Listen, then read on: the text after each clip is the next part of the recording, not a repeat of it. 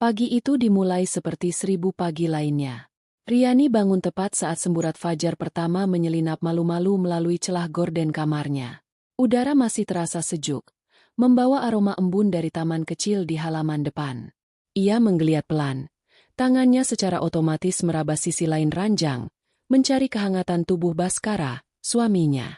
Tapi yang ia sentuh hanyalah kain sprei yang dingin dan kosong. Ia membuka matanya perlahan. Baskara tidak ada di sampingnya. Mungkin sudah bangun duluan, pikirnya. Itu bukan hal yang aneh. Belakangan ini, Baskara seringkali bangun lebih pagi. Katanya ada pekerjaan kantor yang harus diselesaikan dari rumah sebelum berangkat. Proyek besar di akhir tahun, begitu alasannya, dan Riani selalu percaya. Ia adalah istri yang menaruh kepercayaan penuh pada suaminya, pada pilar keluarganya. Riani bangkit dari ranjang, mengenakan kembali daster batiknya yang tersampir di kursi. Ia berjalan keluar kamar, langkahnya ringan dan tanpa suara. Rumah terasa begitu hening. Biasanya, pada jam segini, ia bisa mendengar suara gemericik air dari kamar mandi atau denting sendok dari dapur. Tapi pagi ini, keheningan itu terasa berbeda. Terasa pekat dan berat, seolah menyerap semua suara. Ia melongo ke ruang kerja Baskara. Pintunya sedikit terbuka. Kosong. Lampu meja masih menyala, menerangi tumpukan kertas yang tampak berantakan. Tidak seperti Baskara yang selalu rapi. Perasaan tidak enak mulai merayap di hatinya. Seperti sulur tanaman liar yang dingin. Ia menepisnya.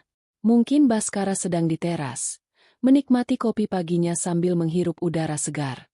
Ia melanjutkan langkahnya ke dapur. Tidak ada siapa-siapa di sana. Teko air masih dingin. Belum ada tanda-tanda kopi akan dibuat. Di atas meja makan yang terbuat dari kayu jati solid, meja yang mereka beli bersama saat pertama kali menempati rumah ini 15 tahun yang lalu, tergeletak sebuah amplop putih. Hanya satu. Bersih. Tanpa nama. Tanpa alamat. Amplop itu tampak mencolok di atas permukaan meja yang gelap dan mengilap. Jantung Riani mulai berdebar sedikit lebih kencang. Ini aneh. Baskara bukan tipe pria yang suka meninggalkan catatan. Ia lebih suka berbicara langsung atau mengirim pesan singkat jika ada sesuatu.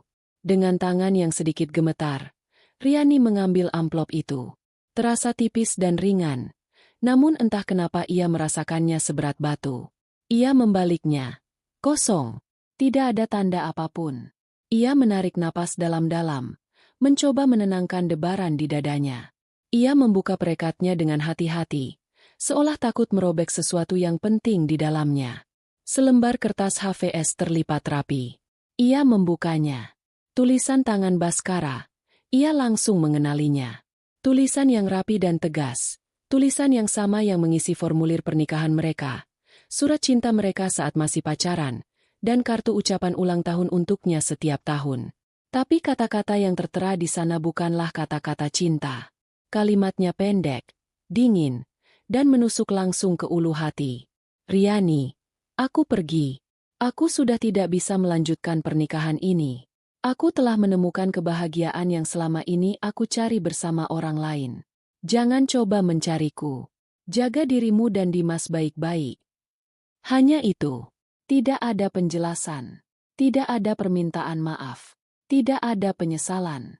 Seolah-olah 20 tahun pernikahan mereka, tawa mereka, tangis mereka, semua impian yang mereka bangun bersama, bisa dirangkum dan dihapus begitu saja oleh beberapa kalimat kejam di atas secari kertas. Riani membaca kalimat itu berulang kali. Lagi, dan lagi, dan lagi. Matanya menelusuri setiap huruf, setiap goresan tinta, mencoba mencari makna lain, mencari kemungkinan bahwa ini semua hanya lelucon yang sangat tidak lucu. Tapi tidak ada. Tulisannya jelas. Maknanya lugas. Dunianya seakan berhenti berputar. Suara detak jam dinding di ruang keluarga terdengar begitu keras, memekakkan telinga. Napasnya terasa sesak, seolah ada tangan tak terlihat yang mencekik lehernya. Kertas itu terlepas dari genggamannya, melayang pelan sebelum mendarat di lantai keramik yang dingin. Lututnya terasa lemas. Ia merosot ke lantai, bersandar pada kaki meja makan. Pandangannya kosong, menatap ke depan tanpa melihat apa-apa. Yang ada di benaknya hanyalah satu kata yang terus berulang. Pergi. Baskara pergi. Suaminya telah meninggalkannya. Ia tidak tahu sudah berapa lama ia duduk di sana, mematung dalam kehancuran, ketika sebuah suara lembut memanggil namanya. Bu! Riani mendongak. Dimas, putra semata wayangnya, berdiri di ambang pintu dapur. Pemuda berusia 22 tahun itu menatapnya dengan cemas. Ia masih mengenakan kaos oblong dan celana pendek. Rambutnya sedikit acak-acakan khas orang baru bangun tidur. Di tangannya ada laptop yang sepertinya tidak pernah jauh darinya. Melihat kondisi ibunya yang terduduk di lantai dengan tatapan kosong, Dimas segera meletakkan laptopnya di meja dan menghampirinya. "Ibu kenapa? Apa yang terjadi?" tanyanya. Suaranya syarat dengan kekhawatiran. Matanya kemudian menangkap secari kertas yang tergeletak di dekat kaki ibunya. Ia memungutnya, membacanya dalam diam. Rahangnya mengeras. Ekspresi wajahnya yang biasanya tenang dan sulit ditebak kini menunjukkan kilatan amarah yang dalam, meski hanya sesaat, sebelum kembali menjadi topeng ketenangan yang dingin. "Ayah!" desisnya pelan. Ia tidak melanjutkan. Ia berlutut di depan Riani, mengambil tangan ibunya yang terasa sedingin es. "Bu, ayo, bangun. Jangan di lantai seperti ini." Tapi Riani tidak bergerak. Air matanya akhirnya tumpah, mengalir deras tanpa suara. Bukan isak tangisan yang histeris, melainkan aliran air mata keputusasaan yang sunyi. Seolah seluruh energi dalam tubuhnya telah terkuras habis, hanya menyisakan cangkang kosong yang rapuh. Semua kenangan indah bersama Baskara berkelebat di benaknya. Saat mereka pertama kali bertemu di acara kampus, saat Baskara melamarnya di bawah pohon rindang, saat mereka tertawa bahagia menyambut kelahiran Dimas, saat mereka berjanji akan menua bersama. Semua terasa seperti kebohongan. Sebuah sandiwara panjang yang pemeran utamanya telah memutuskan untuk turun panggung di tengah pertunjukan. Dimas tidak berkata apa-apa lagi. Ia hanya duduk di samping ibunya, memegang tangannya, memberikan kekuatan dalam diam. Ia tahu tidak ada kata-kata yang bisa menyembuhkan luka yang menganga di hati ibunya saat ini. Yang bisa ia lakukan hanyalah ada di sana, menjadi sauh agar ibunya tidak sepenuhnya tenggelam dalam lautan duka. Riani menoleh, menatap wajah putranya. Ia melihat raut wajah Baskara di sana, di garis rahangnya yang tegas dan sorot matanya yang tajam. Tapi ia juga melihat ketenangan dan kekuatan yang tidak pernah dimiliki suaminya. Rasa bersalah tiba-tiba menghantamnya. Bagaimana dengan Dimas? Bagaimana ia akan menjelaskan pada dunia bahwa ayahnya telah pergi, menelantarkan mereka demi wanita lain? Rasa malu dan hina menjalari seluruh tubuhnya. Ia mencoba mengingat kembali beberapa bulan terakhir. Apakah ada tanda-tanda? Sekarang, setelah semuanya terjadi, kepingan-kepingan puzzle itu seolah menyusun dirinya sendiri. Baskara yang lebih sering lembur. Ponselnya yang selalu dalam mode senyap dan tidak pernah lepas dari genggamannya. Percakapan telepon yang selalu ia terima di luar rumah dengan suara berbisik. Penampilannya yang menjadi lebih necis. Parfum baru yang bukan pilihan Riani. Riani selalu menepis semua kecurigaan itu, menganggapnya hanya paranoia seorang istri. Ia percaya pada kesetiaan Baskara. Kepercayaan yang kini terasa begitu bodoh dan naif. Wanita lain. Siapa dia? Apakah ia lebih muda? Lebih cantik? Lebih sukses? Pertanyaan-sepertanyaan itu menyiksanya, memutar-mutar pisau di dalam lukanya. Baskara telah memilih kebahagiaan baru dan membuang kebahagiaan lamanya begitu saja. Seolah Riani dan Dimas adalah barang usang yang tidak lagi berharga. Hari itu, matahari terbit seperti biasa, burung-burung berkicau seperti biasa, dunia berjalan seperti biasa. Tapi bagi Riani, dunia telah berakhir. Surga kecil yang ia bangun dengan cinta dan kesetiaan selama 20 tahun telah runtuh dalam semalam, hancur berkeping-keping oleh selembar surat pengkhianatan.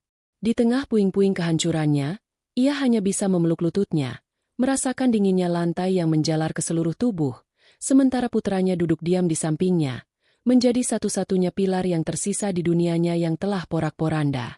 Pagi itu, keheningan di rumah mereka bukan lagi pertanda kedamaian, melainkan pertanda sebuah kehilangan yang abadi. Beberapa hari pertama setelah kepergian Baskara berlalu dalam kabut kesuraman. Rumah yang dulu penuh canda tawa kini terasa seperti kuburan yang lengang. Riani bergerak seperti robot, melakukan pekerjaan rumah tangga dengan gerakan mekanis tanpa jiwa. Ia memasak, tapi tidak merasakan lapar. Ia membersihkan rumah, tapi tidak merasakan kepuasan. Setiap sudut rumah mengingatkannya pada Baskara. Kursi favoritnya di ruang keluarga, cangkir kopi yang selalu ia pakai, aroma parfumnya yang samar-samar masih tertinggal di bantal. Semua itu menjadi penyiksa yang bisu. Dimas mencoba menjadi kuat untuk ibunya. Ia memastikan ibunya makan, menemaninya duduk di ruang keluarga meski mereka hanya saling diam, dan mengambil alih tugas-tugas yang biasanya dilakukan Baskara, seperti memeriksa atap yang bocor atau membuang sampah. Ia jarang berbicara tentang ayahnya. Seolah-olah menyebut nama Baskara akan membuat luka di hati ibunya kembali menganga. Kemudian, surat-surat itu mulai datang. Awalnya, Riani tidak terlalu memikirkannya. Surat pertama datang dari sebuah bank penerbit kartu kredit. Tagihan atas nama Baskara. Jumlahnya cukup besar. Tapi Riani berpikir itu mungkin sisa belanja bulanan atau pembelian barang elektronik yang pernah mereka bicarakan. Dengan helaan napas, ia menyimpannya di laci, berencana untuk membayarnya dengan sisa uang tabungan mereka. Ia merasa ini adalah tanggung jawabnya sebagai istri, bahkan jika suaminya telah meninggalkannya. Ini adalah masalah kecil, pikirnya, sebuah riak di permukaan air yang akan segera tenang. Namun, riak itu ternyata adalah pertanda datangnya tsunami. Esok harinya, datang lagi 2 surat. Satu dari bank yang berbeda, juga tagihan kartu kredit dengan jumlah yang lebih fantastis. Yang satu lagi dari sebuah perusahaan leasing, tagihan cicilan mobil sedan keluaran terbaru yang bahkan Riani tidak tahu kapan Baskara membelinya. Riani mulai merasa cemas. Ia mencoba menelepon nomor Baskara, berharap ada penjelasan. Tapi nomor itu sudah tidak aktif. Ia mengirim pesan ke semua akun media sosialnya, tapi semuanya telah diblokir. Baskara benar-benar menghilang, memutus semua jejaknya. Setiap hari, tukang pos seolah menjadi malaikat pencabut nyawa yang datang membawa kabar buruk. Surat-surat itu terus berdatangan, masing-masing membawa kejutan yang lebih menyakitkan dari sebelumnya.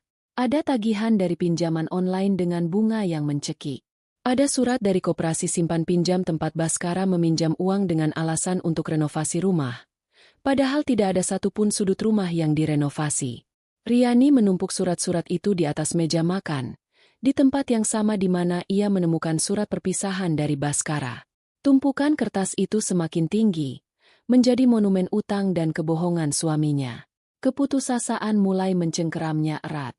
Uang tabungan mereka yang tidak seberapa itu tidak akan cukup untuk menutupi bahkan 1/10 dari total utang ini. Ia mulai sulit tidur. Setiap malam, ia hanya bisa menatap langit-langit kamar, sementara angka-angka di surat tagihan itu menari-nari di benaknya. Ia merasa bodoh, begitu buta hingga tidak menyadari bahwa suaminya sedang membangun sebuah kerajaan utang di belakang punggungnya. Semua cerita tentang proyek besar dan bonus akhir tahun kini terdengar seperti dongeng murahan. Uang itu tidak pernah ada.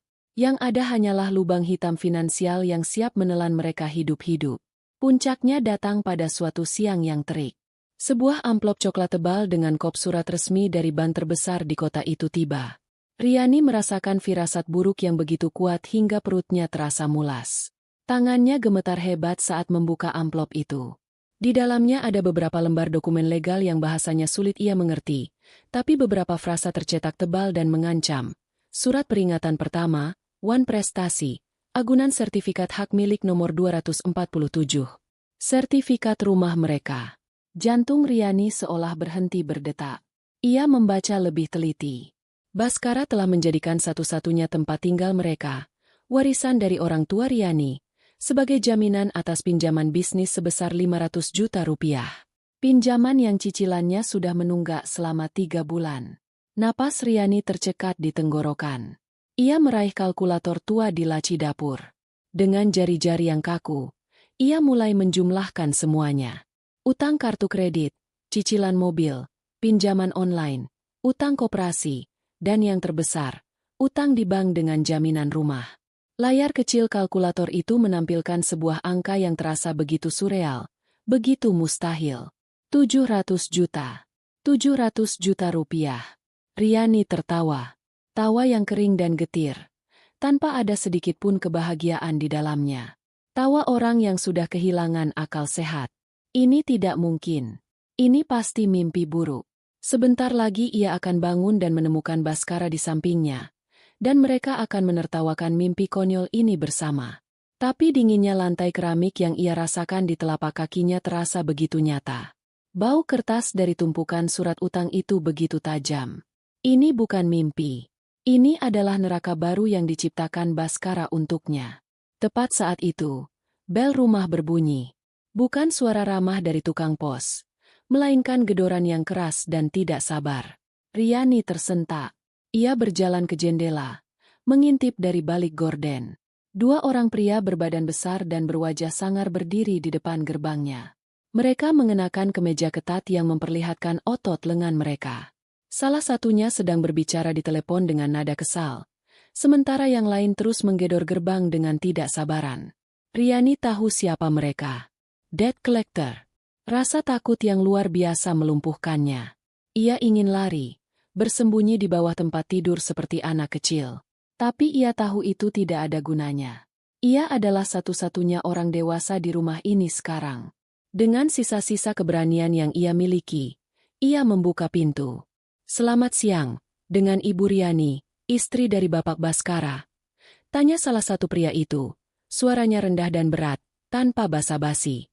Riani hanya bisa mengangguk lemah. "Kami dari perusahaan pembiayaan Mitra Jaya. Kami datang untuk menagih tunggakan utang atas nama suami ibu yang sudah jatuh tempo." Lanjut pria itu sambil menyodorkan selembar surat peringatan. Total tunggakan pokok beserta dendanya adalah 35 juta rupiah. Kami beri ibu waktu 1 bulan untuk melunasi tunggakan tersebut. Jika dalam 1 bulan tidak ada pembayaran, tim eksekusi kami yang akan datang untuk mulai menyita aset di rumah ini. "Mengerti, Bu?" Kata-katanya diucapkan dengan tenang, namun setiap suku katanya mengandung ancaman yang jelas. Tatapan matanya tajam, seolah sedang memindai setiap barang di dalam rumah Riani, menaksir harganya. Riani tidak mampu berkata-kata. Lidahnya keluh. Ia hanya bisa menatap kosong ke arah kedua pria itu. Mereka seperti monster dari mimpi buruknya yang kini menjadi nyata, berdiri di teras rumahnya. Setelah memastikan pesannya tersampaikan, kedua pria itu berbalik dan pergi, meninggalkan Riani yang berdiri mematung di ambang pintu. Angin berhembus pelan, menerbangkan beberapa daun kering di halaman. Surat peringatan di tangannya terasa begitu berat. 35 juta hanya untuk 1 utang, dalam 1 bulan. Sementara total utang mereka adalah 700 juta.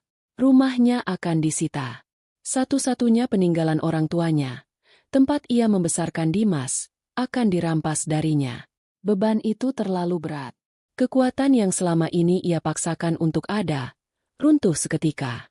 Pandangannya mulai kabur, kepalanya terasa pening, dan kegelapan menelannya utuh. Ia ambruk di lantai, pingsan di depan pintu rumahnya sendiri, dikelilingi oleh surat-surat utang yang terasa seperti surat cinta dari neraka. Hari itu, Riani sadar bahwa Baskara tidak hanya meninggalkannya, tapi juga menguburnya hidup-hidup dalam sebuah liang lahat yang terbuat dari utang. Kesadaran datang perlahan, seperti merangkak keluar dari sebuah sumur yang dalam dan gelap. Hal pertama yang Riani rasakan adalah dinginnya ubin di punggungnya, dan hal pertama yang ia dengar adalah suara cemas putranya yang terus memanggil namanya. "Bu, Bu, bangun, Bu." Ia membuka matanya. Langit-langit ruang tamunya yang berwarna putih tampak berputar-putar. Dimas berlutut di sampingnya. Wajahnya pias karena khawatir. Ia telah memindahkan Riani dari teras ke dalam rumah. "Dimas," bisiknya. Suaranya serak. "Syukurlah ibu sadar," kata Dimas lega. Ia membantu ibunya untuk duduk perlahan, menyandarkannya di sofa. "Ibu pingsan. Mereka sudah pergi." "Mereka." Kata itu sudah cukup untuk membawa kembali semua ingatan yang mengerikan itu. Wajah-wajah sangar para penagih utang, ancaman penyitaan, dan angka 700 juta yang terasa seperti vonis mati. Riani menunduk, menatap tangannya yang masih gemetar. Ini bukan lagi sekadar masalah ditinggal suami. Ini adalah pertarungan untuk bertahan hidup, untuk menyelamatkan satu-satunya atap di atas kepala mereka. Keputusasaan yang sempat membuatnya pingsan kini bermetamorfosis menjadi sesuatu yang lain, sebuah percikan perlawanan yang nekat. Ia tidak akan menyerah begitu saja. Keesokan paginya, Riani membuka kotak kayu berukir peninggalan ibunya. Di dalamnya, tersimpan semua perhiasan yang ia kumpulkan seumur hidupnya.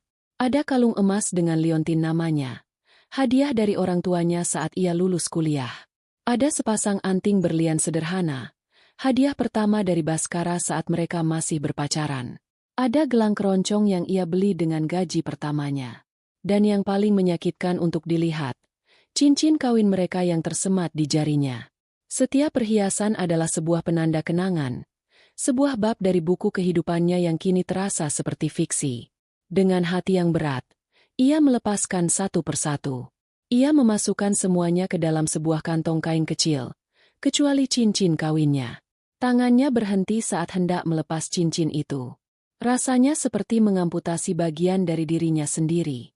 Tapi kemudian ia teringat wajah angkuh para penagih utang itu. Baskara telah lebih dulu mengamputasi pernikahan ini. Cincin ini tidak lebih dari sepotong logam dingin yang penuh kebohongan. Dengan satu tarikan napas yang berat, ia melepas cincin itu dan memasukkannya ke dalam kantong bersama yang lain. Ia pergi ke toko emas di area pasar. Ia mengenakan kacamata hitam dan kerudung yang ia tarik rendah untuk menutupi wajahnya, berharap tidak ada seorang pun yang ia kenal melihatnya di sana. Rasa malu membakarnya dari dalam. Ia merasa seperti seorang pengemis yang menjual harga dirinya. Di dalam toko, seorang pria parubaya dengan kaca pembesar yang menggantung di lehernya menimbang perhiasannya satu persatu dengan tatapan dingin dan profesional. Ia tidak peduli pada cerita di balik setiap perhiasan itu. Baginya, itu semua hanyalah logam yang memiliki nilai tukar. Semuanya jadi 23 juta, Bu, kata pria itu tanpa menatapnya. 23 juta. Riani menelan ludah. Ia berharap lebih, jauh lebih banyak. Tapi ia tidak punya posisi untuk menawar. Ia butuh uang itu sekarang juga. Ia mengangguk pasrah. Saat uang tunai dalam gepokan tebal diletakkan di hadapannya, ia tidak merasakan kelegaan. Ia hanya merasakan kekosongan yang semakin dalam. 20 tahun kenangan hanya dihargai 23 juta. Bahkan tidak cukup untuk membayar tunggakan pertama yang diminta para penagih utang itu. Uang itu habis lebih cepat dari yang ia duga. Sebagian ia gunakan untuk membayar tagihan listrik dan air yang sudah menunggak. Sebagian lagi untuk membeli kebutuhan pokok. Sisanya ia simpan, menatapnya setiap hari dengan perasaan cemas. Tahu bahwa jumlah itu tidak akan pernah cukup. Keputusasaan membawanya ke langkah berikutnya yang lebih sulit, meminta bantuan. Ia menekan rasa malunya dalam-dalam dan mulai menelepon beberapa kerabat yang ia anggap dekat. Telepon pertama adalah Krina, sepupunya. Setelah berbasa-basi menanyakan kabar anak-anak dan suaminya, Riani dengan suara bergetar mencoba menjelaskan situasinya. Ia tidak menceritakan soal perselingkuhan Baskara, hanya berkata bahwa usaha suaminya sedang bangkrut dan mereka terlilit utang. Di seberang telepon, hening sejenak. Lalu Rina menjawab dengan nada yang penuh simpati dibuat-buat. Ya ampun, Yani, kasihan sekali kamu. Sabar ya. Tapi maaf banget. Kami juga lagi banyak kebutuhan.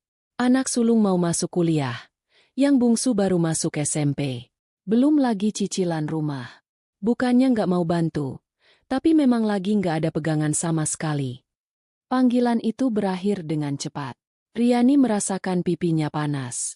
Penolakan itu, meskipun halus, terasa seperti tamparan. Ia mencoba lagi. Pamannya, adik dari ibunya. Jawabannya serupa. Dibungkus dengan nasihat-nasihat agama yang panjang lebar tentang kesabaran dan cobaan hidup. Namun tidak ada tawaran bantuan konkret.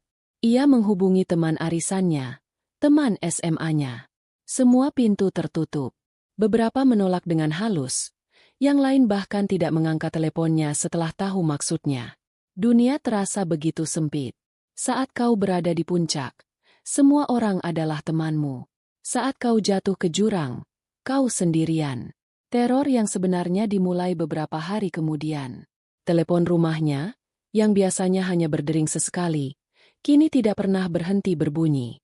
Nomor-nomor tak dikenal silih berganti menelepon. Riani tahu itu dari mereka. Awalnya, ia mencoba mengangkat. Suara di seberang terdengar sopan namun menusuk. "Selamat siang, Ibu Riani. Hanya mengingatkan, tenggat waktu pembayaran Anda tinggal 3 minggu lagi. Sudah ada dananya, Bu?" Setelah beberapa kali, ia berhenti mengangkatnya. Tapi teror itu tidak berhenti.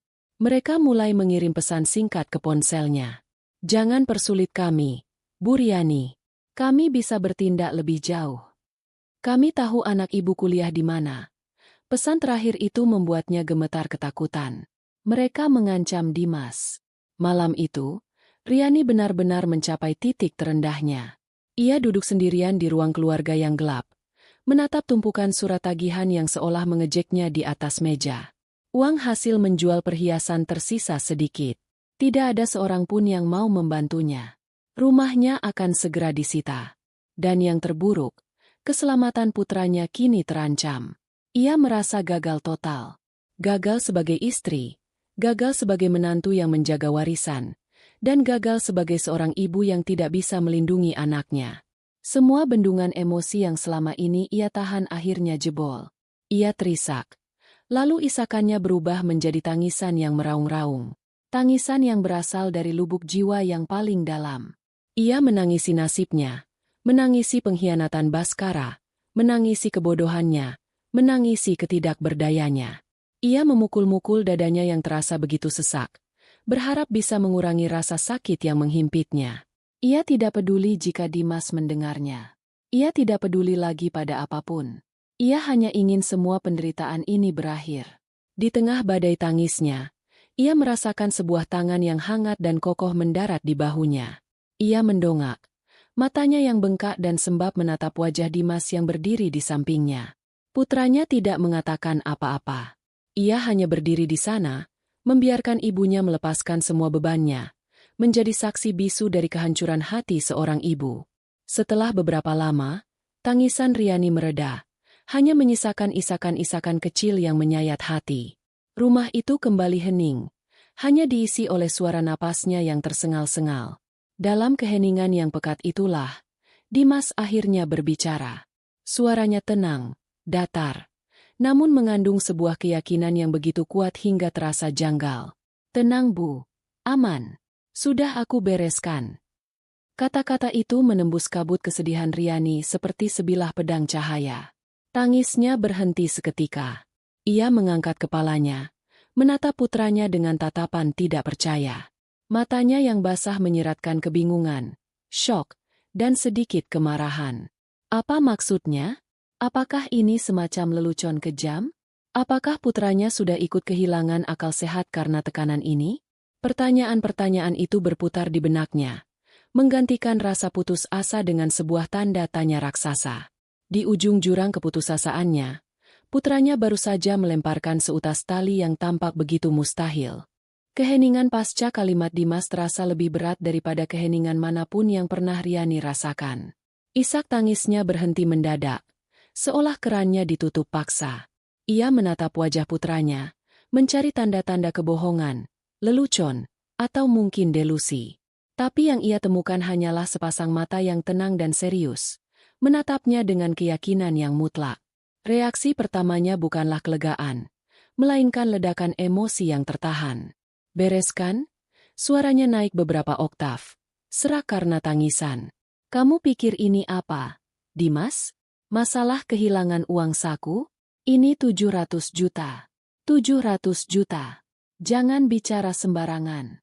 Ibu tidak sedang ingin bercanda. Amarahnya adalah perisai dari rasa takutnya. Takut bahwa putranya tidak memahami betapa seriusnya situasi mereka. Takut bahwa harapan palsu ini akan menghancurkannya lebih parah lagi. Dimas tidak terkejut dengan ledakan emosi ibunya. Ia seolah sudah menduganya. Ia tidak membantah, tidak meninggikan suara. Ia hanya menarik sebuah kursi, duduk berhadapan dengan Riani, dan menatapnya lekat-lekat. "Aku nggak bercanda, Bu. Aku serius," katanya dengan nada suara yang sama tenangnya. "Aku tahu ini kedengaran gak masuk akal. Tapi aku minta tolong, kali ini saja, Ibu percaya sama aku." Percaya? Bagaimana ibu bisa percaya? Sahut Riani cepat. Suaranya masih bergetar. Dari mana kamu dapat uang sebanyak itu? Kamu jangan melakukan hal-hal yang aneh. Nak, ibu lebih baik kehilangan rumah ini daripada kehilangan kamu. Kamu nggak pinjam uang dari Lintah Darat kan? Jawab ibu, Dimas. Ketakutan baru yang lebih primal kini mencengkeram hatinya. Ketakutan akan keselamatan putra satu-satunya. Utang bisa membuatnya kehilangan harta, tapi tindakan nekat bisa membuatnya kehilangan segalanya. Dimas menggeleng pelan. Bukan, Bu. Bukan dari Lintah Darat. Bukan dari judi. Bukan hasil kejahatan. Ini uang halal. Aku janji. Melihat keraguan dan ketakutan yang begitu besar di wajah ibunya, Dimas sadar bahwa kata-kata saja tidak akan cukup. Ia merogoh ponsel dari sakunya. Dengan beberapa kali usapan jari, ia membuka sebuah aplikasi. Kemudian, ia menyodorkan ponsel itu ke hadapan Riani. Ini rekening ibu, kan? Riani mengintip layar ponsel itu. Itu adalah aplikasi mobile banking miliknya. Dimas mengetikkan sejumlah angka, lalu menekan tombol konfirmasi. Sedetik kemudian, ponsel Riani yang tergeletak di meja bergetar, mengeluarkan bunyi notifikasi yang khas. Riani mengambil ponselnya dengan tangan gemetar. Sebuah pesan singkat dari Ban muncul di layar. Transaksi berhasil. Dana sebesar 10 juta rupiah telah masuk ke rekening Anda. Riani terbelalak. Ia menatap layar ponselnya, lalu menatap wajah Dimas, lalu kembali ke layar ponselnya. Uang itu nyata. 10 juta rupiah. Jumlah yang terasa begitu besar setelah berhari-hari ia menghitung setiap lembar ribuan yang tersisa di dompetnya. Pakai uang itu dulu, Bu, kata Dimas, untuk bayar tagihan-tagihan yang paling mendesak. Biar mereka berhenti meneror ibu. Sisanya untuk belanja, untuk kebutuhan kita. Setidaknya biar ibu bisa tidur sedikit lebih tenang malam ini. Ketenangan tidak datang. Yang datang justru badai kebingungan dan kecurigaan yang lebih besar. Jika sebelumnya ia tenggelam dalam lautan utang, kini ia terlempar ke dalam pusaran misteri. Dari mana seorang mahasiswa seperti Dimas, yang uang sakunya selalu pas-pasan, bisa dengan mudahnya mentransfer 10 juta rupiah? Dimas, ini uang dari mana? Desaknya lagi. Kali ini nadanya lebih lirih, syarat dengan permohonan. Tolong, jangan sembunyikan apapun dari ibu. Hasil kerja kerasku selama ini, Bu, jawab Dimas, lagi-lagi dengan jawaban yang mengambang. Penjelasannya agak rumit dan panjang. Aku janji akan jelaskan semuanya kalau waktunya sudah tepat. Sekarang, yang paling penting adalah ibu tenang dulu. Aku mohon, kasih aku waktu beberapa hari lagi. Semuanya akan selesai. Aku janji. Malam itu, Riani tidak bisa tidur. Ia berbaring di ranjangnya, menatap kosong ke langit-langit, sementara pikirannya bekerja 1000 kali lebih keras dari biasanya. Ia membuka aplikasi mobile bankingnya berulang kali, hanya untuk memastikan angka itu masih ada di sana, bukan sekadar ilusi. Uang itu nyata, tapi sumbernya adalah sebuah lubang hitam besar yang menakutkan. Setiap kemungkinan terburuk melintas di benaknya. Apakah Dimas terlibat dalam sindikat peretas? Penjualan data ilegal? Atau skema pencucian uang?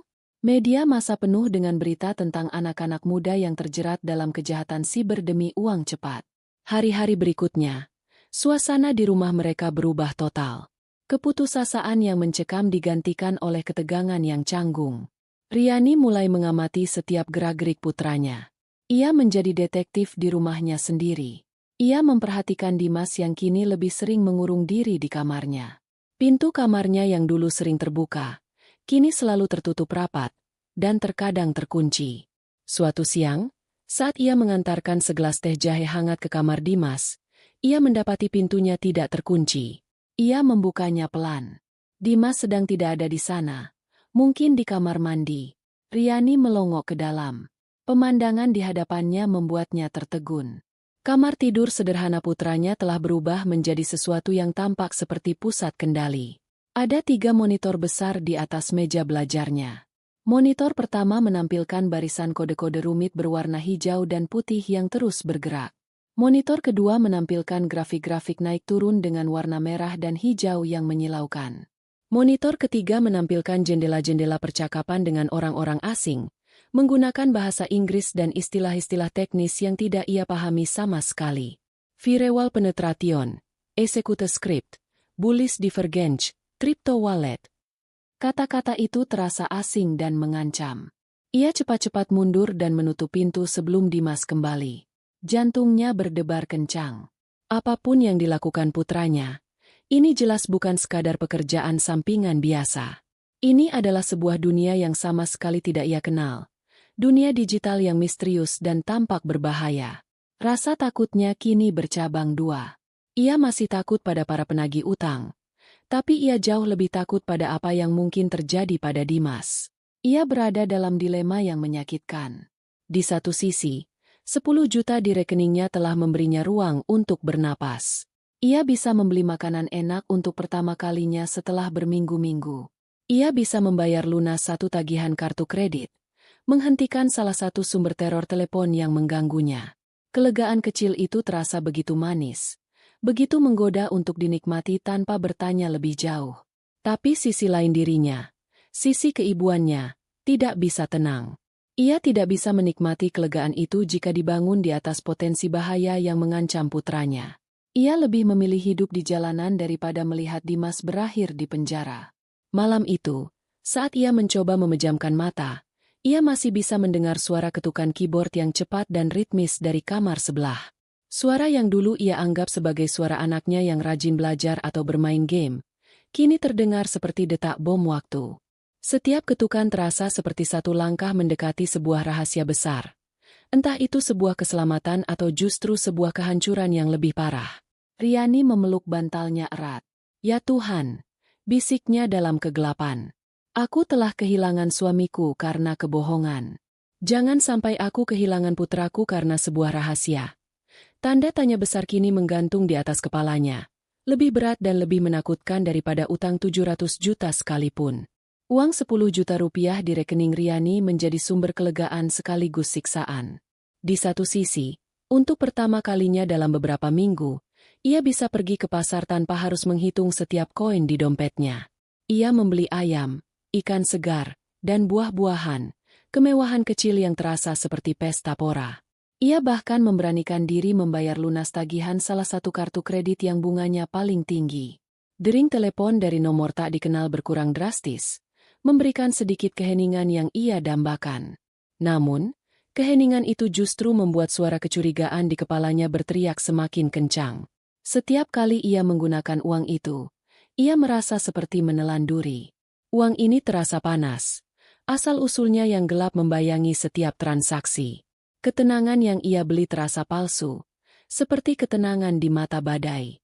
Ia tahu badai yang sesungguhnya, utang ratusan juta yang tersisa, masih mengintai, dan kini ditambah lagi dengan badai baru yang bernama rahasia Dimas. Rasa takutnya akan keselamatan putranya kini jauh melampaui ketakutannya akan kemiskinan. Ia tidak bisa membiarkannya. Ia harus tahu, apapun risikonya. Kesempatan itu datang pada hari Rabu. Dimas memberitahunya bahwa ia harus ke kampus untuk bertemu dosen pembimbing skripsinya dan mungkin akan lanjut kerja kelompok dengan temannya sampai sore. Saat suara motor Dimas menghilang di ujung jalan, Riani merasakan jantungnya berdebar kencang. Ini adalah kesempatannya. Dengan langkah ragu, ia mendekati pintu kamar putranya. Ia merasa seperti seorang pencuri, mengkhianati kepercayaan anaknya sendiri. Tapi suara hatinya berbisik, ini bukan untuk memata-matai, ini untuk melindungi. Ia memutar kenop pintu. Tidak dikunci. Ia mendorongnya pelan. Kamar itu rapi seperti biasa, tapi udaranya terasa pengap. Aroma kopi instan dan minuman berenergi samar-samar tercium. Matanya langsung tertuju pada singgasana putranya. Meja belajar dengan 3 monitor hitam yang memantulkan bayangan dirinya yang tampak cemas. Ia mendekat. Duduk di kursi gaming Dimas yang terasa terlalu besar untuknya. Ia mencoba menekan tombol power di unit komputer. Tapi layar hanya menyala sekejap sebelum menampilkan sebuah kotak yang meminta kata sandi. Dinding pertama. Ia menghela napas, merasa bodoh karena berpikir akan semudah itu. Matanya kemudian berkeliling, mencari petunjuk fisik. Di samping monitor, tertempel sebuah papan tulis putih kecil. Papan itu penuh dengan tulisan tangan Dimas yang cepat dan agak miring. Isinya seperti bahasa alien baginya. Ada diagram alur yang rumit dengan panah ke segala arah. Ada daftar kata-kata aneh, @merge, sell the news, BTC halving cycle projection, Solana NFT, min date floor price analysis. Di sudut lain tertulis, Project Chimera, final payout received. Nama, Chimera, itu terasa familiar. Bukankah itu nama yang sama dengan yang ada di film-film tentang mata-mata? Ia beralih ke tumpukan buku catatan di rak. Ia mengambil satu secara acak dan membukanya. Halaman-halamannya dipenuhi dengan barisan kode, angka-angka, dan grafik-grafik kecil yang digambar dengan tangan. Ada tanggal-tanggal yang dilingkari. Di samping beberapa tanggal ada angka dengan tanda minus dan coretan merah. Di samping yang lain ada angka dengan tanda plus dan stabilo hijau. Tampak seperti jurnal seorang akuntan. Tapi untuk bisnis yang tidak ia mengerti sama sekali. Ia hampir menyerah saat matanya menangkap keranjang sampah kecil di sudut ruangan. Dengan perasaan jijik pada dirinya sendiri, ia membungkuk dan mengaduk isinya. Di antara bungkus mie instan dan kaleng-kaleng minuman, ia menemukan selembar kertas yang diremas menjadi bola. Ia menariknya keluar, membukanya dengan hati-hati. Kertas itu adalah cetakan dari sebuah laman internet. Kop suratnya adalah sebuah bank internasional yang berbasis di Singapura. Ini bukan laporan rekening resmi, lebih seperti ringkasan transaksi. Matanya membelalak saat membaca detailnya. Pengirim, Tech Sentinel Solutions Inc. Penerima, Dimas Pratama. Deskripsi, Bug Bounty Payout, Project Chimera Q2. Jumlah, USD $85. $85.000 Amerika. Riani terduduk lemas di lantai. Tangannya gemetar hebat. Ia bukan ahli matematika, tapi ia tahu kurs dolar. Ia mencoba menghitung kasar di kepalanya. 85.000 dikali 15.000 rupiah saja sudah lebih dari 1 miliar. Jumlah uang yang begitu besar hingga otaknya menolak untuk memprosesnya. Semua utang 700 juta itu terasa kecil dibandingkan angka ini. Tapi bukan jumlahnya yang paling membuatnya syok, melainkan deskripsinya. Bug Bounty Payout. Riani tidak tahu persis artinya, tapi otaknya yang panik mencoba menguraikannya. Bug, dalam pemahamannya adalah virus, penyadapan, sesuatu yang merusak. Bounty adalah hadiah, biasanya untuk menangkap seorang buronan atau penjahat. Jadi, putranya dibayar untuk melakukan sesuatu yang berhubungan dengan virus atau penyadapan? Apakah ia seorang peretas bayaran? Apakah Project Chimera adalah nama sebuah operasi ilegal? Apakah Tech Sentinel adalah sebuah organisasi kriminal internasional? Semua potongan informasi yang salah itu membentuk sebuah gambaran yang mengerikan di benaknya. Putranya, Dimas yang pendiam dan penurut, ternyata adalah seorang penjahat siber kelas kakap. Uang 10 juta yang ia pakai untuk belanja adalah uang haram. Kelegaan yang ia rasakan adalah buah dari kejahatan. Rasa mual naik ke kerongkongannya. Ia merasa lebih kotor dan lebih hina daripada saat ia menjual perhiasannya. Ia menunggu kepulangan Dimas dengan perasaan campur aduk antara takut, marah, dan hancur hati. Sore harinya, saat Dimas masuk rumah, Riani sudah menunggunya di ruang tamu. Ia tidak bisa menahannya lagi. "Ibu masuk ke kamarmu tadi," katanya langsung, suaranya bergetar. Ia menaruh kertas lecek yang ia temukan di atas meja. "Jelaskan ini, Dimas. Bug Bounty? Uang dolar dari Singapura? Kamu kerja untuk siapa? Nak, tolong jangan bohong sama ibu." Dimas tertegun melihat kertas di meja. Wajahnya menunjukkan keterkejutan sesaat karena privasinya dilanggar. Tapi itu segera tergantikan oleh ekspresi lelah saat melihat wajah ibunya yang pucat pasi dan penuh ketakutan. Ia tahu, sandiwaranya sudah berakhir. "Ya Tuhan, Dimas," lanjut Riani. Air matanya mulai mengalir. Uang sebanyak ini nggak mungkin didapat dengan cara yang benar. Ini bahaya. Ibu nggak butuh uangnya. Kita bisa jual rumah ini. Kita bisa hidup di kontrakan kecil. Ibu nggak peduli hidup susah. Yang penting kamu aman. Nak, tolong berhenti, sebelum semuanya terlambat. Dimas menghela napas panjang, sebuah helaan napas yang terasa lebih berat dari usianya. Ia duduk di hadapan ibunya, menatapnya dengan tatapan yang memohon pengertian. Bu, dengarkan aku, katanya pelan. Ini nggak seperti yang ibu bayangkan. Bug bounty, itu bukan hal yang buruk, justru sebaliknya. Ia mencoba menjelaskan dengan bahasa yang paling sederhana. Banyak perusahaan teknologi besar, mereka membayar orang-orang seperti aku untuk mencari celah keamanan di sistem mereka. Bug, itu artinya celah, bukan virus. Aku mencari celah itu, aku melaporkannya secara rahasia ke perusahaan, dan mereka memberiku hadiah karena sudah membantu mereka menjadi lebih aman. Ini 100% legal, Bu. Aku ini, Whitehead Hacker. Peretas topi putih. Kami membantu, bukan merusak. Riani mendengarkan, mencoba mencerna setiap kata. Peretas topi putih? Membantu perusahaan? Dibayar miliaran? Cerita itu terdengar seperti plot film fiksi ilmiah. Terlalu indah, terlalu mudah, terlalu jauh dari realitas hidupnya yang pahit. Bagaimana mungkin duduk di depan komputer di kamar bisa menghasilkan uang lebih banyak daripada kerja keras suaminya selama puluhan tahun? Keraguannya masih begitu besar, seperti tembok tebal yang sulit diruntuhkan. Di tengah percakapan mereka yang tegang, ponsel Riani yang tergeletak di meja berdering keras. Nama yang tertera di layar membuat darahnya seolah membeku. Penagih utang. Dengan tangan gemetar, ia mengangkatnya. Suara di seberang tidak lagi berbasa-basi. Selamat sore, Bu Riani. Pak Haris di sini. Saya hanya mau ingatkan, tenggat waktu Anda tinggal seminggu lagi. Jangan pikir kami lupa. Kalau dana pokok tidak masuk minggu depan, kami tidak akan datang untuk bicara lagi. Tim kami yang akan langsung bekerja. Paham? Klik. Telepon ditutup. Ancaman itu begitu nyata, begitu brutal. Penjelasan Dimas yang abstrak tentang dunia siber terasa begitu jauh dan tidak berdaya dibandingkan dengan ancaman fisik yang baru saja ia dengar. Wajah Riani kembali pucat. Dimas melihat perubahan di wajah ibunya. Ia tahu, ia telah kalah melawan realita yang kejam. Ia menatap ibunya dengan tatapan yang mantap. Semua keraguan dan penjelasan tidak penting lagi sekarang. Yang dibutuhkan adalah bukti. Besok, Bu. Katanya dengan suara tegas yang memotong keheningan yang mencekam. Semuanya akan beres besok. Percaya sama aku untuk terakhir kalinya. Malam itu adalah malam terpanjang dalam hidup Riani. Ia tidak bisa tidur sama sekali. Janji Dimas yang diucapkan dengan begitu yakin. Semuanya beres besok. Terus terngiang di telinganya. Beradu dengan ancaman Pak Haris yang dingin dan tanpa ampun. Rumah terasa sesak. Seolah dinding-dindingnya ikut menahan napas.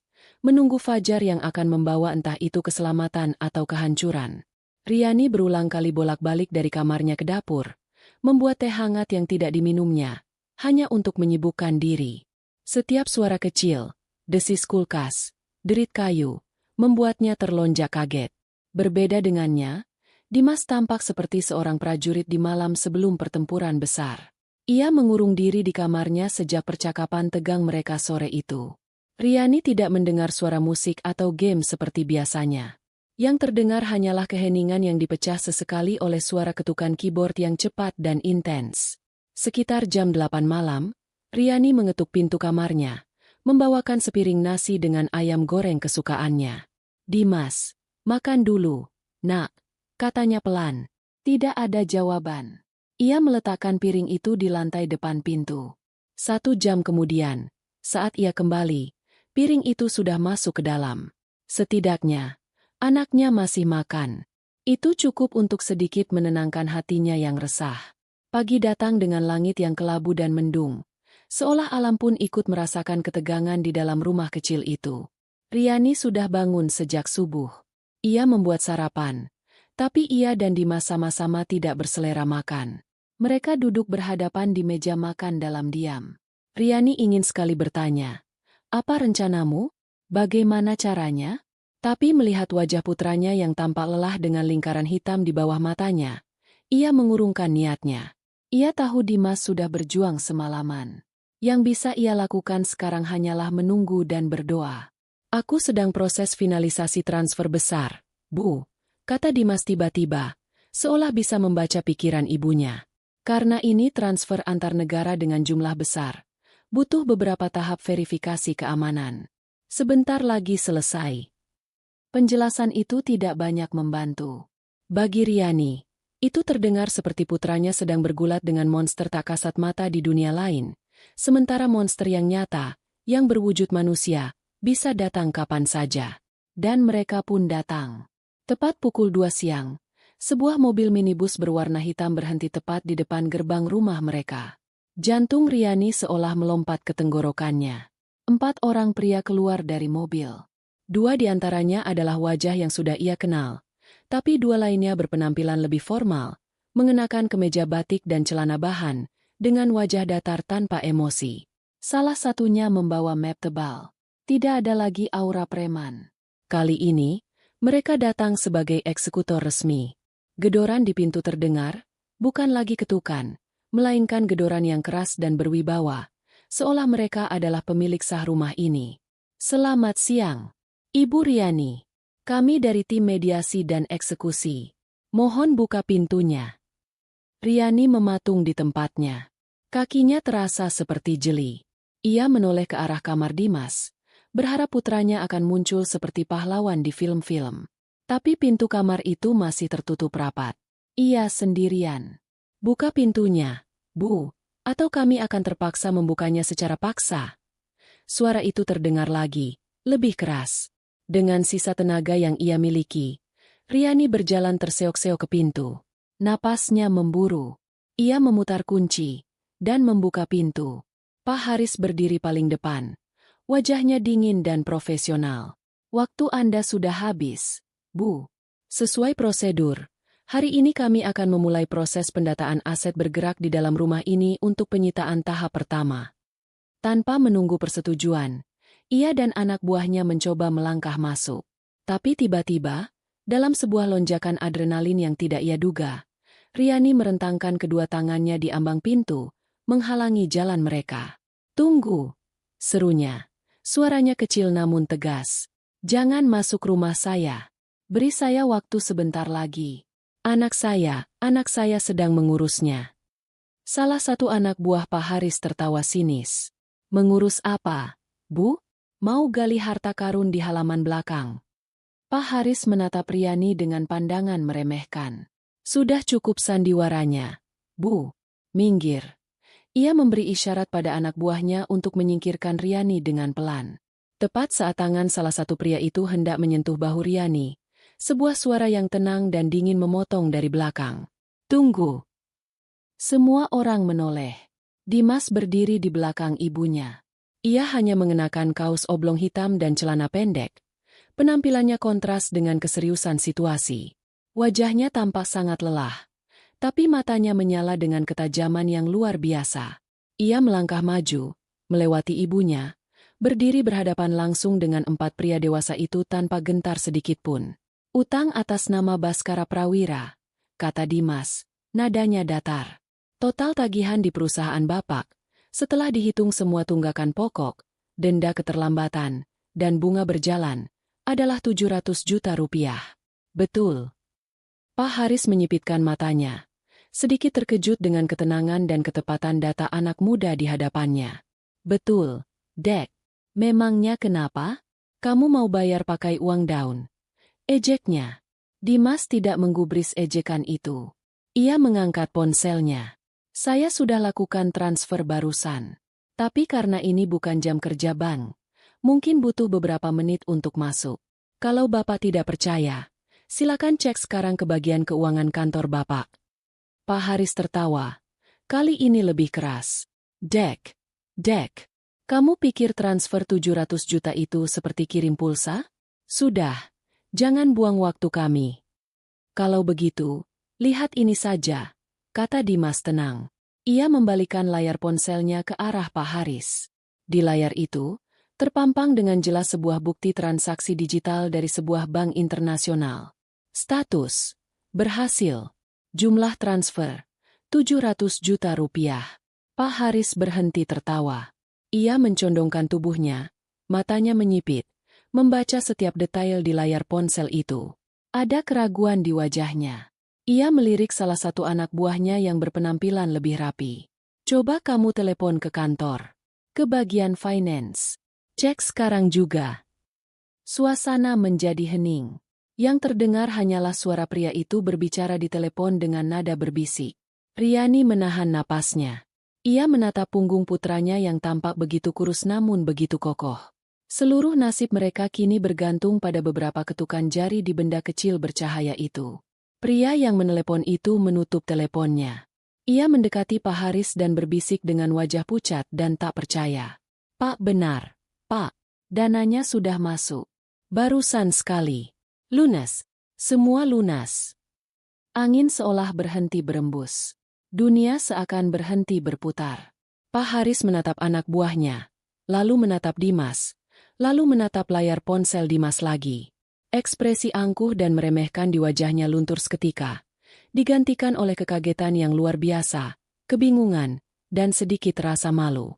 Ia, seorang penagih utang veteran yang sudah menghadapi ribuan macam drama, baru saja dikalahkan oleh seorang anak kuliahan dengan kaos oblong. Ia berdeham, mencoba mengembalikan wibawanya yang hancur. Ah, baiklah. Karena kewajibannya sudah diselesaikan, maka proses penyitaan kami batalkan. Ia berbicara dengan nada yang kaku dan terburu-buru. Maaf sudah mengganggu waktu ibu dan adek. Tanpa berkata apa-apa lagi, ia memberi isyarat pada timnya. Mereka berbalik serempak, berjalan cepat menuju mobil mereka, seolah ingin segera lari dari situasi yang aneh dan memalukan itu. Beberapa saat kemudian, mobil hitam itu melaju kencang dan menghilang di tikungan jalan. Pintu masih terbuka. Angin sore berhembus masuk, terasa sejuk di kulit Riani yang basah oleh keringat dingin. Ancaman yang telah menghantui tidurnya selama berminggu-minggu, monster yang menggedor pintunya, telah lenyap. Begitu saja. Dikalahkan oleh putranya. Riani perlahan berbalik, menatap Dimas yang masih berdiri di ambang pintu, kini menurunkan ponselnya. Ia menatap wajah lelah putranya, wajah yang begitu familiar namun kini terasa begitu asing. Di balik wajah itu, tersimpan sebuah rahasia, sebuah kekuatan yang baru saja menyelamatkan mereka dari jurang kehancuran. Pertanyaan di benaknya kini bukan lagi, dari mana uangnya? Melainkan, siapakah kamu sebenarnya, nak? Misteri itu kini berdiri nyata di hadapannya, lebih besar dan lebih dalam dari sebelumnya. Mobil para penagih utang itu telah lama menghilang dari pandangan. Namun Riani dan Dimas masih berdiri mematung di ambang pintu. Keheningan yang ditinggalkan terasa lebih bising daripada teriakan mereka sebelumnya. Itu adalah keheningan yang pekat, penuh dengan hal-hal yang tidak terucapkan, penuh dengan keajaiban yang baru saja terjadi. Adrenalina yang tadinya membuat Riani mampu berdiri tegar di depan para monster itu kini surut, meninggalkan tubuhnya yang gemetar hebat. Ia menatap putranya. Dimas bersandar di kusen pintu, matanya terpejam sejenak. Wajahnya yang pucat dan lingkaran hitam di bawah matanya menjadi saksi bisu dari pertempuran tak terlihat yang telah ia menangkan. Ia tampak begitu muda, begitu rapuh. Namun ia baru saja memikul dan melenyapkan beban seberat 700 juta rupiah. Pikiran Riani kosong. Ia mencoba menghubungkan citra Dimas, anaknya yang pendiam dan hobi mengurung diri di kamar, dengan sosok penyelamat yang baru saja membungkam 4 pria dewasa hanya dengan sebuah ponsel. Kedua citra itu tidak mau menyatu. Sudah selesai? Akhirnya Riani berhasil mengeluarkan suara, meskipun hanya berupa bisikan serak. Kata-kata itu terasa aneh di lidahnya, seolah ia menanyakan sesuatu yang mustahil. Dimas membuka matanya, menatap ibunya, dan mengangguk pelan. Sudah, Bu. Semuanya sudah selesai. Jawaban singkat itu seperti sebuah mantra yang mematahkan kutukan. Riani merasakan seluruh kekuatan di kakinya lenyap. Jika Dimas tidak sigap menangkap lengannya, ia mungkin sudah kembali ambruk ke lantai. Putranya memapahnya masuk. Dengan gerakan pelan dan penuh makna, Riani meraih gagang pintu dan menutupnya. Suara, klik, dari kunci yang diputar terdengar begitu memuaskan, begitu final. Seolah-olah dengan satu gerakan itu, ia tidak hanya mengunci pintu rumahnya, tetapi juga mengunci rapat-rapat bab paling kelam dalam hidupnya dan membuang kuncinya jauh-jauh. Ia menyandarkan keningnya di permukaan kayu pintu yang sejuk, membiarkan seluruh tubuhnya bergetar, melepaskan semua ketegangan yang telah ia tahan selama berminggu-minggu. Ketika ia berbalik, ia melihat Dimas menatapnya dengan khawatir. Dan saat itulah bendungannya pecah. Ia tidak bisa menahannya lagi. Ia melangkah maju dan memeluk putranya erat-erat. Tangisnya meledak. Bukan lagi tangisan keputusasaan seperti malam-malam sebelumnya, melainkan tangisan lega yang meluap-luap. Ia menangis untuk rasa takut yang telah ia alami, untuk penghinaan yang ia rasakan, untuk keputusasaan yang hampir menelannya. Dan di antara semua itu, ia menangis karena rasa bangga dan syukur yang begitu besar pada anak laki-laki yang ada di dekapannya. Anak yang ia lahirkan, yang ia besarkan, yang kini justru balik melindunginya dengan cara yang tidak pernah ia bayangkan. Dimas, yang biasanya sedikit canggung dengan kontak fisik, pada awalnya hanya berdiri kaku. Namun merasakan getaran hebat di tubuh ibunya. Ia membalas pelukan itu dengan canggung namun erat. Ia menepuk-nepuk punggung ibunya, membiarkan wanita yang paling ia cintai itu melepaskan semua bebannya di bahunya. Dalam pelukan itu, peran mereka seolah bertukar. Bukan lagi ia yang mencari perlindungan pada ibunya, melainkan ibunyalah yang menemukan tempat berlindung yang paling aman di dunia dalam dekapan putranya. Setelah tangisnya mereda, hanya menyisakan isakan kecil, Riani melepaskan pelukannya. Ia menangkup wajah putranya dengan kedua tangannya, menatapnya lekat-lekat, seolah baru pertama kali melihatnya. Matanya yang sembab kini tidak lagi memancarkan ketakutan atau kecurigaan, melainkan sebuah permohonan yang tulus. Sekarang, katanya dengan suara yang masih bergetar, jelaskan sama ibu. Semuanya. Dari awal. Ibu mohon. Itu bukan lagi sebuah tuntutan yang dilandasi amarah, melainkan sebuah permintaan dari hati seorang ibu yang ingin mengenal kembali putranya. Dimas mengangguk mengerti. Ia menuntun ibunya yang masih sedikit lemas ke sofa di ruang keluarga. Tempat yang sama di mana ibunya pernah menangis meraung-raung dalam keputusasaan. Kini akan menjadi saksi dari sebuah pengakuan yang akan mengubah segalanya. Tanpa berkata apa-apa, Dimas berjalan ke dapur. Beberapa menit kemudian, ia kembali dengan 2 cangkir teh manis hangat. Ia memberikan satu pada ibunya. Riani menerima cangkir itu dengan kedua tangannya. Kehangatannya menjalar ke jemarinya yang dingin, memberikan rasa nyaman yang sederhana namun sangat ia butuhkan. Mereka duduk berdampingan dalam diam sejenak, menyesap teh mereka. Badai telah berlalu, menyisakan keheningan yang tenang dan sedikit canggung. Utang finansial itu telah lunas, tapi kini ada utang cerita yang harus dibayarkan. Riani menatap sekeliling ruang tamunya. Semuanya masih sama. Foto keluarga di dinding, di mana Baskara masih tersenyum bahagia di sampingnya. Taplak meja rajutan, vas bunga yang sedikit berdebu. Semua perabotan ini adalah saksi bisu dari kehidupan lamanya. Tapi ia tahu, mulai detik ini, tidak ada lagi yang akan sama. Ia menoleh ke arah Dimas, yang tampak sedang mengumpulkan kata-kata, mencari titik untuk memulai sebuah cerita yang luar biasa. Ia meletakkan cangkirnya di meja. Ia siap mendengarkan. Ia siap untuk memahami dunia rahasia putranya, dunia yang telah menyelamatkan mereka. Ia menatap putranya dengan tatapan penuh perhatian, memberikan seluruh kepercayaan yang ia miliki. Dimas balas menatapnya. Ia menarik napas dalam-dalam, sebuah napas yang seolah melepaskan beban rahasia yang telah ia pikul sendirian selama bertahun-tahun. Matanya menatap lurus ke mata ibunya. Sebuah janji akan kejujuran mutlak. Semuanya dimulai sekitar 3 tahun yang lalu, Bu. Ujarnya, membuka gerbang menuju dunianya yang misterius. Waktu aku pertama kali sadar, ada yang gak beres dengan keuangan ayah. Kata-kata pertama Dimas menggantung di udara, membuka sebuah bab yang benar-benar baru. Riani tidak menyela, ia hanya mendengarkan dengan sepenuh jiwa, mencoba menyerap setiap detail dari kisah yang tak terduga ini. 3 tahun lalu, aku masih kelas 2 SMA. Dimas memulai ceritanya. Suaranya pelan, tapi jelas. Aku nggak sengaja dengar ayah bertengkar di telepon dengan seseorang. Aku nggak tahu siapa, tapi aku dengar ayah menyebut kata, jatuh tempo, dan bunga. Nadanya panik sekali. Nggak seperti ayah yang biasanya tenang. Aku pikir itu cuma masalah bisnis biasa. Ia berhenti sejenak, menyesap tehnya. Tapi setelah itu, aku mulai lebih memperhatikan. Aku pernah lihat ayah diam-diam pergi ke pegadaian. Aku tahu karena aku lihat surat gadainya jatuh dari saku jaketnya. Lalu ada surat tagihan kartu kredit yang coba ayah sembunyikan.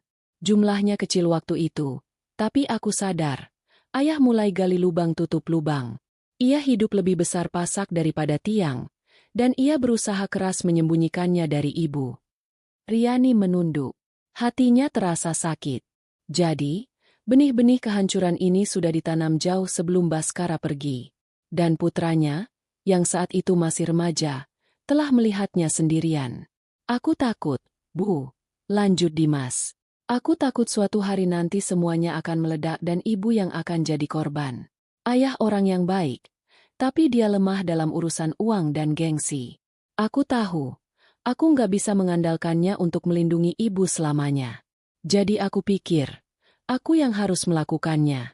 Aku harus membangun jaring pengaman untuk ibu, untuk kita, seandainya hal terburuk terjadi. Saat itulah, Dimas yang masih remaja memutuskan untuk mengambil jalan yang berbeda.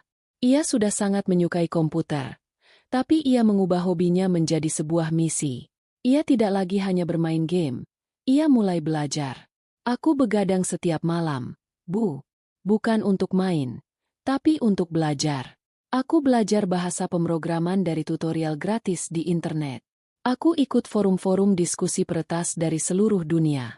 Aku baca ratusan artikel tentang keamanan siber, tentang teknologi blockchain, tentang investasi aset digital. Riani teringat malam-malam di mana ia sering memarahi Dimas karena tidur terlalu larut, mengira putranya kecanduan game online. Rasa bersalah menyelinap di hatinya. Langkah pertamaku adalah dengan aset digital, atau yang sering orang sebut kripto. Jelas Dimas, mencoba menggunakan analogi sederhana. Dulu sekali, aku kumpulkan semua sisa uang jajan dan THR-ku, dapat sekitar 2 juta rupiah. Aku pakai uang itu untuk membeli emas digital, bernama Bitcoin, saat harganya masih sangat murah. Aku mempelajarinya. Kapan harus beli? Kapan harus jual? Dalam setahun, uang 2 jutaku itu berkembang menjadi hampir 30 juta. Itu adalah modal pertamaku. Tapi Dimas tahu, investasi kripto sangat berisiko. Ia butuh sesuatu yang lebih pasti, sesuatu yang mengandalkan keahlian, bukan keberuntungan semata. Saat itulah ia menemukan dunia, bug bounty. Nah, ini yang paling penting, Bu, katanya dengan semangat. Ini yang ibu temukan di kertas itu. Whitehead hacking. Bayangkan ibu punya toko perhiasan dengan sistem keamanan paling canggih. Lalu, ibu menyewa aku, seorang ahli kunci, untuk mencoba membobol toko itu. Bukan untuk mencuri, tapi untuk menemukan kekurangannya. Mungkin aku menemukan kalau jendela di lantai 2 kuncinya rapuh, atau ada titik buta di kamera CCTV. Aku catat semua kelemahan itu.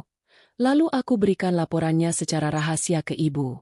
Sebagai imbalannya, ibu memberiku hadiah karena sudah membantu toko ibu jadi lebih aman sebelum pencuri yang sebenarnya datang.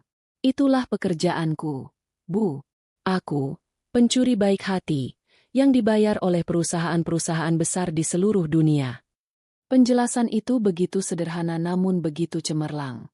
Ketakutan Riani akan istilah, bug, dan bounty, lenyap seketika, tergantikan oleh kekaguman yang luar biasa. Proyek Chimera yang ibu lihat itu, lanjutnya, adalah toko perhiasan terbesarku. Itu adalah sistem pembayaran sebuah perusahaan keuangan raksasa di Singapura. Aku menghabiskan hampir 6 bulan untuk mempelajarinya. Siang dan malam. Aku akhirnya menemukan satu celah yang sangat kecil, tapi sangat berbahaya. Celah yang kalau ditemukan orang jahat, bisa membuat perusahaan itu rugi triliunan. Aku melaporkannya, lengkap dengan cara memperbaikinya. Mereka sangat berterima kasih, dan hadiah sebesar $85.000 itu adalah bentuk terima kasih mereka. Riani menatap putranya dengan mata berkaca-kaca. Kejeniusan, ketekunan, dan yang terpenting, niat mulia di balik semua itu, membuatnya terharu. Anak ini, putranya, telah bekerja keras dalam sunyi, membangun sebuah benteng untuk melindunginya, sementara ia sama sekali tidak menyadarinya. Tapi, Kenapa kamu nggak pernah cerita sama ibu, nak? Tanya Riani lirih. Dimas tersenyum tipis. Senyum yang mengandung kepahitan. Bagaimana aku menjelaskannya, Bu? Bu, aku jadi peretas di malam hari untuk jaga-jaga kalau ayah bangkrut? Ibu pasti akan khawatir dan melarangku. Selain itu, aku menandatangani perjanjian kerahasiaan dengan perusahaan-perusahaan itu. Aku tidak boleh sembarangan bicara. Dan sejujurnya, aku berharap uang ini tidak akan pernah perlu dipakai. Aku berharap dugaanku tentang ayah salah. Air mata Riani akhirnya jatuh. Bukan air mata duka, melainkan air mata bangga. Ia merasa bersalah telah mencurigai putranya. Namun di saat yang sama ia merasa menjadi ibu yang paling beruntung di dunia. Seharusnya kamu tidak memikul beban seberat ini sendirian. Nak, masa remajamu seharusnya kamu pakai untuk bermain, untuk bersenang-senang. Melihat ibu aman dan bisa tersenyum lagi, itu lebih dari cukup buat aku. Jawab Dimas tulus. Aku melakukan ini semua karena aku sayang ibu. Aku nggak mau lihat ibu sedih atau menderita karena kesalahan orang lain. Pengakuan cinta yang sederhana namun begitu kuat itu meruntuhkan sisa-sisa dinding di antara mereka. Riani merengkuh putranya. Kali ini dengan pemahaman yang utuh. Mereka bukan lagi sekadar ibu dan anak. Mereka adalah sebuah tim. Dua orang yang selamat dari badai yang sama, yang kini saling berpegangan tangan lebih erat dari sebelumnya. Dimas kemudian menunjukkan semuanya pada Riani. Ia membuka laptopnya, menunjukkan platform tempat ia bekerja, email-email korespondensinya dengan perusahaan, dan yang terpenting, saldo rekeningnya. Setelah membayar lunas utang 700 juta itu, masih tersisa jumlah yang sangat signifikan, lebih dari cukup untuk memulai hidup baru dan bahkan untuk masa depan mereka berdua. Misteri telah terpecahkan. Pengakuan sang jenius telah selesai. Di ruang tamu yang sama di mana Riani pernah merasa dunianya berakhir, kini ia merasakan sebuah awal yang baru. Ia menyandarkan kepalanya di bahu putranya, merasakan kehangatan dan keamanan yang tidak pernah ia dapatkan dari suaminya. Hari itu, ia sadar bahwa ia mungkin telah kehilangan seorang suami, tetapi ia telah menemukan seorang pahlawan dalam diri putranya sendiri. 6 bulan berlalu seperti mimpi yang indah. Badai telah lama reda, menyisakan langit biru dan pelangi yang tidak pernah Riani duga akan ia lihat lagi. Mereka telah pindah. Bukan ke sebuah istana megah yang bisa saja mereka beli, melainkan ke sebuah rumah mungil di kompleks perumahan yang tenang dan asri. Rumah itu memiliki taman belakang kecil dan dapur yang lapang dengan jendela besar yang menghadap langsung ke taman. Bagi Riani, rumah itu adalah segalanya yang ia butuhkan. Sebuah surga kecil yang damai, bebas dari hantu masa lalu. Kehidupan baru mereka terbentuk dengan ritme yang menenangkan. Riani, yang selama 20 tahun hanya menyandang status sebagai istri Baskara, kini telah menemukan kembali dirinya sendiri. Dengan sebagian uang dari Dimas sebagai modal, ia mewujudkan impian lamanya yang terpendam, membuka usaha catering online. Ia menamainya Dapur Riani.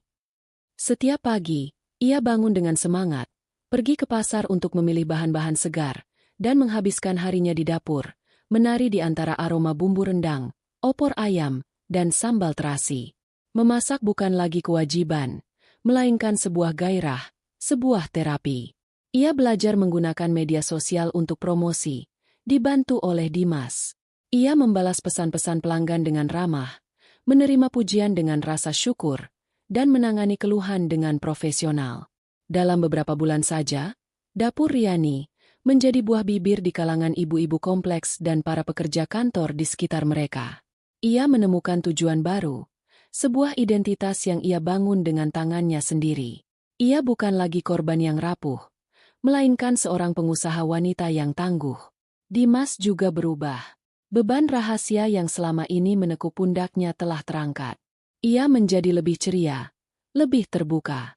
Ia masih menghabiskan banyak waktu di depan komputernya. Tapi kini tidak ada lagi misteri.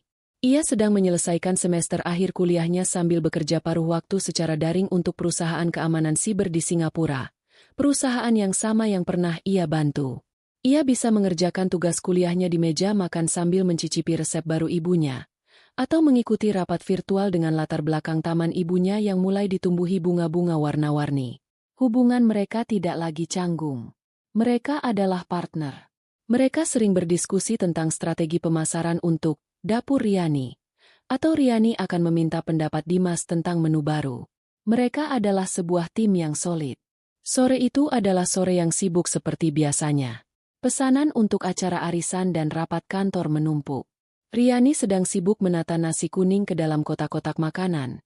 Sementara Dimas membantunya mencetak stiker label. Aroma masakan yang lezat memenuhi udara, berpadu dengan suara musik keroncong lembut dari radio. Suasana yang begitu damai dan produktif. Lalu, bel pintu berbunyi. "Biar aku saja, Bu," kata Dimas, menyeka tangannya. Riani mengangguk, terlalu fokus pada pekerjaannya. Tapi beberapa saat kemudian, ia mendengar keheningan yang aneh dari arah ruang tamu. Tidak ada suara Dimas yang mempersilakan tamu masuk atau suara kurir paket. Didorong oleh firasat, ia berjalan keluar dapur. Di ambang pintu, berdiri seorang pria. Riani butuh beberapa detik untuk mengenalinya. Pria itu adalah Baskara. Tapi ini adalah versi Baskara yang belum pernah ia lihat. Pakaiannya yang dulu selalu licin dan bermerek kini tampak kusam dan sedikit kebesaran. Rambutnya yang dulu selalu tertata rapi kini menipis dan acak-acakan.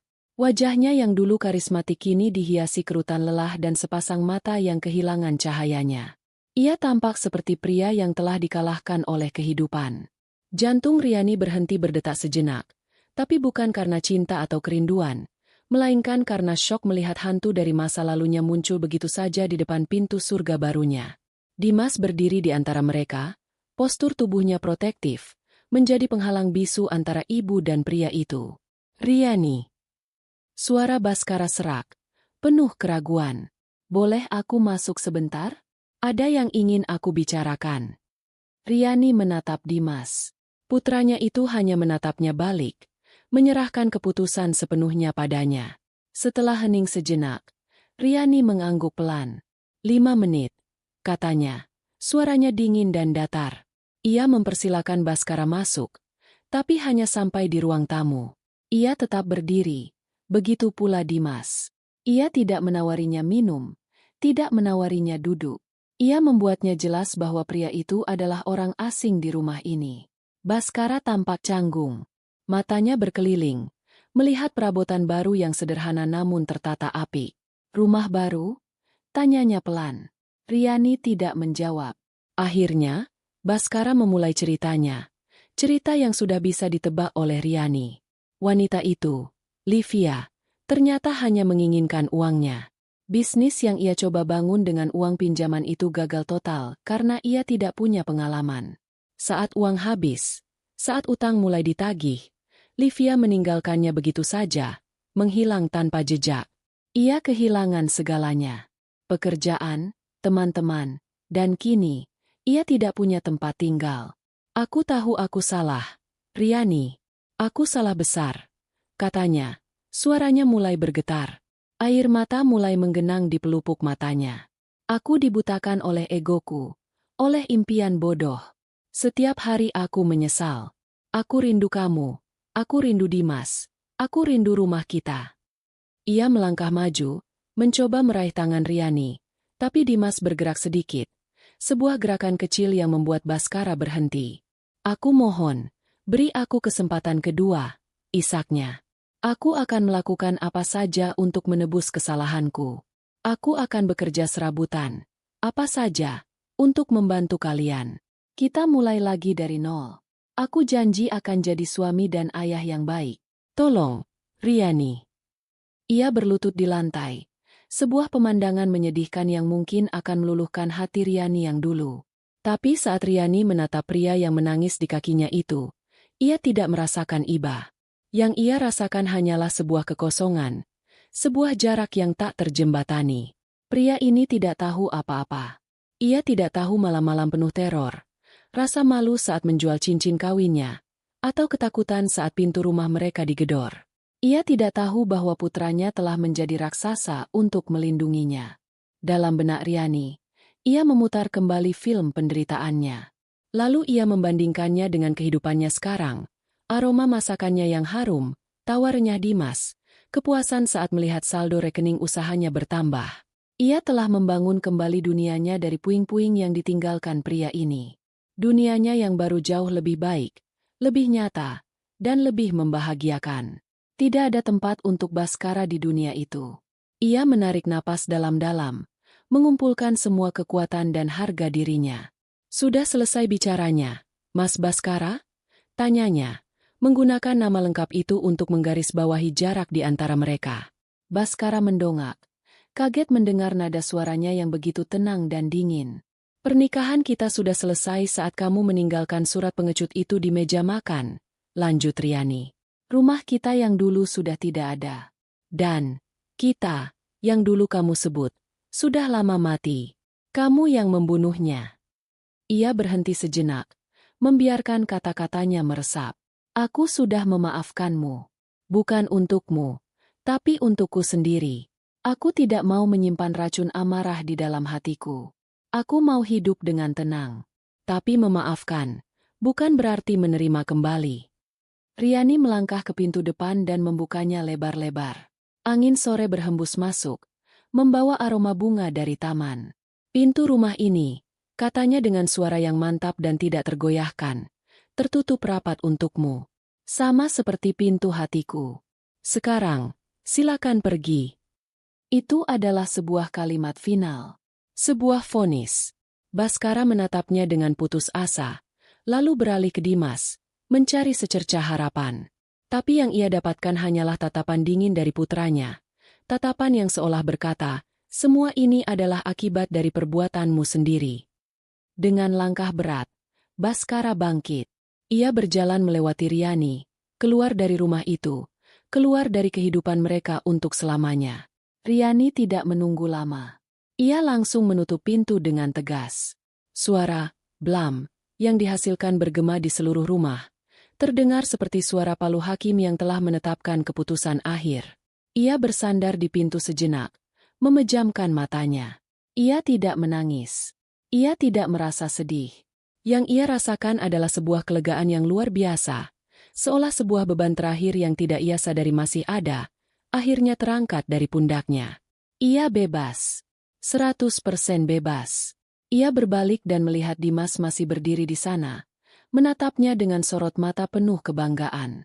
Riani tersenyum, senyum tulus pertama yang ia berikan setelah melihat Baskara. Putranya membalas senyum itu. Tanpa perlu berkata apa-apa, mereka berdua tahu, mereka baru saja menghadapi hantu terakhir dari masa lalu mereka, dan mereka telah menang telak. 1 tahun kemudian, pada suatu Sabtu pagi yang cerah, matahari pagi menyinari dapur Riani, yang kini telah diperluas. Dapur itu adalah jantung dari rumah mereka, selalu hangat dan penuh dengan aroma kehidupan. Wajan besar di atas kompor mendesiskan bumbu rendang yang harum, sementara di meja besar di tengah ruangan, seorang wanita parubaya bernama Bu Tuti, asisten yang Riani rekrut 3 bulan lalu, sedang dengan cekatan membungkus nasi-nasi liwet dengan daun pisang.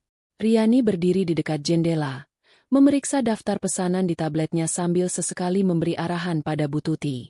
Ia tampak berbeda. Beberapa helai uban yang dulu muncul karena stres kini seolah sirna, tertutup oleh rambutnya yang sehat dan berkilau. Ia lebih sering tersenyum, tawa renyahnya seringkali terdengar dari dapur, berpadu dengan suara musik dangdut dari radio kecil di sudut ruangan. Ia bukan hanya bertahan hidup, ia benar-benar hidup. Bisnis cateringnya kini tidak hanya melayani pesanan harian, tapi sudah sering dipesan untuk acara-acara besar seperti pernikahan dan rapat perusahaan. Ia bahkan sedang berpikir untuk menyewa sebuah ruko kecil agar usahanya bisa lebih berkembang. Pagi, Kapten. Sebuah suara ceria mengagetkannya. Riani menoleh. Dimas berdiri di ambang pintu dapur, membawa 2 cangkir kopi panas. Ia baru saja pulang dari Jakarta tadi malam. Ia telah lulus dengan predikat cum laude dan langsung diterima bekerja penuh waktu sebagai konsultan keamanan siber di perusahaan yang sama. Ia memilih untuk tetap bekerja dari jarak jauh. Hanya perlu ke kantor pusat di Jakarta seminggu sekali. Ia tidak mau jauh-jauh dari ibunya dan kantor pusat, dapur Riani. Pagi, bos besar. Balas Riani sambil tertawa, menerima secangkir kopi dari putranya. Tumben sudah rapi jam segini. Mau ajak Kapten sarapan di teras. Meresmikan kursi goyang baru. kata Dimas sambil tersenyum. Mereka berjalan ke teras belakang. Taman kecil yang dulu hanya berisi rumput liar kini telah disulap Riani menjadi taman bunga yang indah. Ada mawar, melati, dan anggrek yang sedang mekar, menebarkan keharuman yang lembut. 2 buah kursi goyang kayu jati baru diletakkan di sudut teras, menghadap langsung ke taman. Mereka duduk di sana, menikmati kopi dan kehangatan matahari pagi. Ini adalah ritual favorit mereka. Di sela-sela kesibukan, mereka selalu menyempatkan waktu untuk sekadar duduk berdua, mengobrol, atau terkadang hanya diam, menikmati kedamaian yang telah mereka perjuangkan dengan susah payah. "Gimana pekerjaanmu?" tanya Riani. "Lancar, Bu. Kemarin baru selesai audit sistem keamanan Bank Nasional. Ternyata pertahanannya lebih rapuh dari kulit kerupuk," canda Dimas. "Oh iya, minggu depan aku harus ke Singapura 3 hari. Ada pertemuan regional. Ibu mau titip apa? Tas, parfum." "Ibu cuma titip kamu jaga diri baik-baik di sana," jawab Riani lembut. "Kalau soal tas dan parfum, ibu bisa beli sendiri sekarang," tambahnya dengan nada bangga. Dimas tersenyum. "Aku tahu." Keheningan yang nyaman menyelimuti mereka sejenak. Mereka menatap taman. Seekor kupu-kupu kuning terbang dari satu bunga ke bunga lainnya. "Dengar kabar dari Tante Rina," kata Riani tiba-tiba, suaranya pelan. Katanya dia lihat Mas Baskara kerja jadi satpam di sebuah pabrik di Cikarang. Dimas hanya mengangkat bahu. "Ya, sudahlah, Bu. Itu hidupnya dia." Tidak ada lagi rasa sakit atau amarah dalam percakapan itu. Nama Baskara kini hanyalah sebuah fakta, sebuah bagian dari masa lalu yang jauh, seperti cerita dari buku yang sudah selesai dibaca dan ditaruh kembali di rak. Fokus mereka adalah masa kini yang indah dan masa depan yang cerah. "Bu," kata Dimas, mengubah topik pembicaraan. "Setelah dapur Riani punya ruko sendiri nanti, Ibu ada rencana apa lagi?" Riani tersenyum, matanya berbinar. "Ibu ingin buka kelas memasak gratis untuk ibu-ibu di sekitar sini. Mengajari mereka cara membuat kue kering atau masakan yang bisa dijual. Biar mereka juga bisa punya penghasilan sendiri, nggak bergantung sama siapa-siapa." Dimas menatap ibunya dengan penuh kekaguman. Ibunya tidak hanya menyembuhkan dirinya sendiri, tapi kini ia ingin menyembuhkan dan memberdayakan orang lain. Lingkaran kebaikan yang ingin ia ciptakan adalah warisan yang jauh lebih berharga daripada uang sebanyak apapun. "Itu ide yang bagus sekali, Bu," kata Dimas tulus. "Aku akan bantu buatkan website pendaftarannya nanti." Riani menepuk lutut putranya. "Terima kasih."